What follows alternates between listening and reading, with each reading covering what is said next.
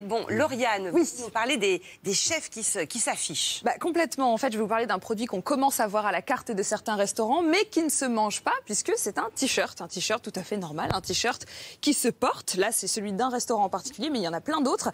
Donc, j'ai nommé le t-shirt de resto. En ce moment, et depuis quelques mois, on voit de plus en plus de restaurateurs français, vous peut-être, je ne sais pas, qui sortent des t-shirts, ou en tout cas des goodies à acheter à l'effigie de leur restaurant. Donc, c'est ce qu'a fait, par exemple, le restaurant de brunch Olibelli à Paris, où on peut acheter des t-shirts à 22 €. Il y a aussi Laosiam, donc c'est celui que j'ai avec un joli petit garçon qui a l'air de manger une soupe tout à fait bouillonnante et absolument délicieuse. D'ailleurs, je les ai goûtés, c'est très bon.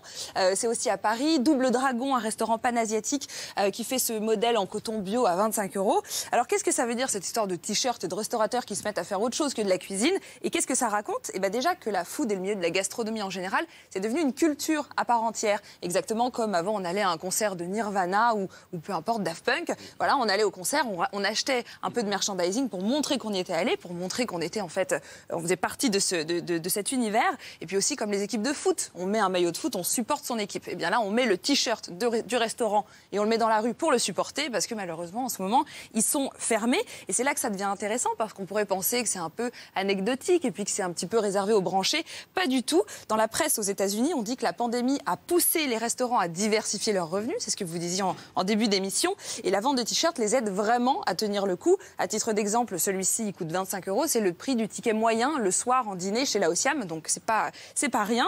Et puis, il y a même le site du New York Times qui a listé un site où il y a tous les produits dérivés de restaurants indépendants du monde entier. Ça s'appelle saverestaurants.com. Donc, littéralement, sauver les restaurants, qui permet d'acheter très facilement, en fait, justement, tous ces produits dérivés des restaurants qu'on aimerait soutenir.